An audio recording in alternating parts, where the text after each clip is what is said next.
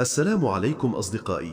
قبل الفيديو أتمنى منكم دعمنا بالضغط على زر الإعجاب والاشتراك بالقناة وتفعيل الجرس كي يصلكم كل جديد.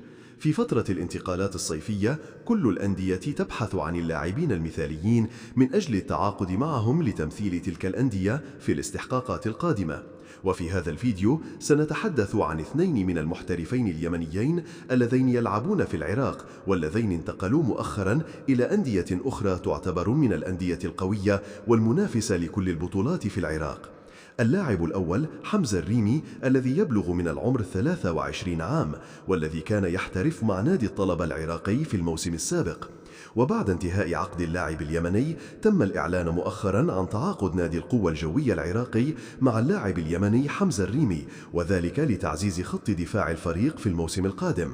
وبلغت صفقة اللاعب بحوالي 150 ألف يورو. واللاعب الثاني هو اللاعب اليمني أحمد الوجيه والذي يبلغ من العمر 24 عام والذي كان يحترف مع نادي كربلاء العراقي، حيث تم الإعلان مؤخرا عن تعاقد نادي دوهوك بطل كأس العراق مع اللاعب اليمني أحمد الوجيه بمبلغ 125 ألف يورو.